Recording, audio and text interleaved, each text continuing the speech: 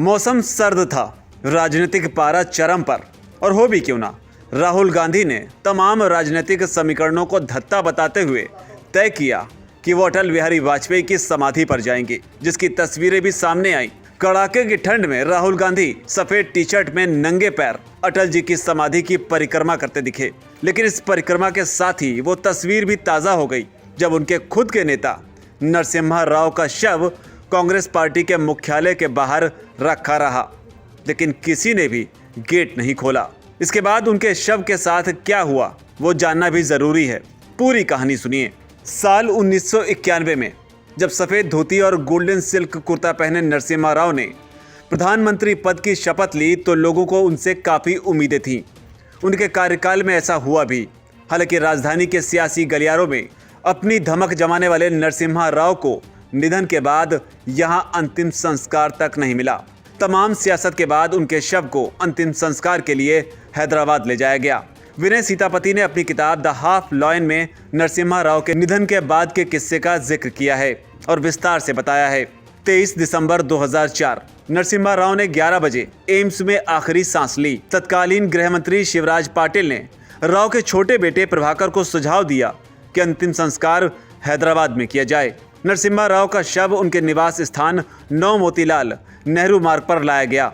यहां कांग्रेस के दिग्गज नेता गुलाम नबी आज़ाद ने भी परिवार से शव को हैदराबाद ले जाने के लिए कहा। थोड़ी देर बाद कांग्रेस के दिग्गज नेता और आंध्र प्रदेश के तत्कालीन मुख्यमंत्री राजशेखर रेड्डी पहुंचते हैं और राव के परिवार को ये विश्वास दिलाने लग जाते हैं कि उनका अंतिम संस्कार जन्मभूमि में पूरे सम्मान के साथ किया जाएगा। कहा गया कि कांग्रेस का आला कमान नहीं चाहता था कि राव का अंतिम संस्कार दिल्ली में हो।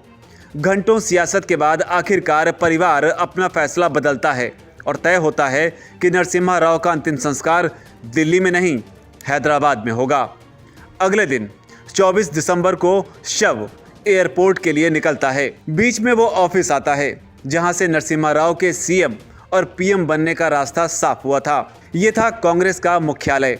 अमूमन पार्टी के किसी बड़े नेता के निधन के बाद उसके शव को कुछ समय पार्टी ऑफिस में रखने की प्रथा थी ताकि कार्यकर्ता श्रद्धांजलि अर्पित कर सके। लेकिन राव के साथ ऐसा नहीं था। अपने अंतिम दिनों में वो कांग्रेस से थोड़ा नाराज भी थे। एयरपोर्ट के रास्ते राव का शव लेकर परिजन जब कांग्रेस मुख्यालय के बाहर पहुंचे तो गेट ही नहीं खुला। विनय सीतापति लिखते हैं कि राव का शव करीब आधे घंटे तक कांग्रेस पार्टी के दफ्तर के बाहर एयरफोर्स की गाड़ी में रखा रहा। परिजन अंदर जाने का इंतजार करते रहे। जब गेट नहीं खुला तो थक हार कर एयरपोर्ट की तरफ रवाना हो गए। हालांकि उस वक्त सोनिया गांधी भी पार्टी दफ्तर के अंदर ही मौजूद थीं। उधर वरिष्ठ पत्रकार संजय बारू अपनी किताब 1991 how PV Narasimha Rao made history में लिखते हैं कि नरसिम्हा राव इस देश के पहले एक्सीडेंटल प्राइम मिनिस्टर थे। बारू लिखते हैं कि साल 1947 के बाद अगर भारत के इतिहास में कोई साल महत्वपूर्ण है तो वो साल यही था जब नरसिम्हा राव देश के प्रधानमंत्री बने थे। संजय बारू ने एक इंटरव्यू में अपनी किताब के बारे में बताया था कि राव ने इसी साल अपना नाम इतिहास के पन्नों में दर्ज कर लिया था, क्योंकि भारत में कई फैसले होने बाकी थे और उन्हें राव ने पूरा कर अपनी अलग जगह बनाई। लेकिन इस बीच ही वो कांग्रेस से दूर भी होते चले गए।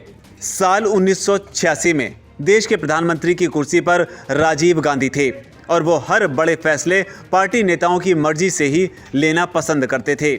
यही वजह थी कि जब उन्होंने कंप्यूटर को भारत में लाने का फैसला किया तो उन्होंने अपने मित्र से सबसे पहले कहा कि पता नहीं कांग्रेस के पुराने सदस्य मेरी बात को कैसे लेंगे।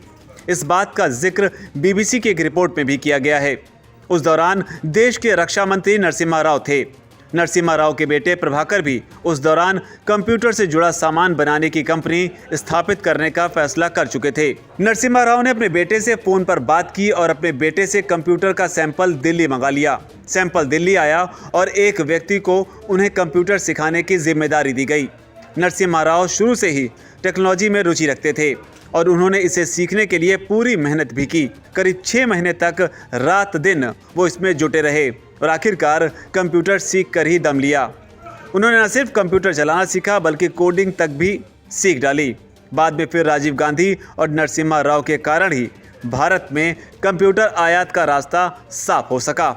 अब आप सोच रहे होंगे कि कंप्यूटर की कहानी क्यों, तो आपको बता दें नरसिम्हा राव के बारे में जिन लोगों को नहीं पता, उनके बारे में उनका जानना बहुत ज़रूरी है, ताकि समझ सकें कि भारत की राजनीति में आज के डिजिटल इंडिया में नरसिम्हा राव का क्या योगदान रहा।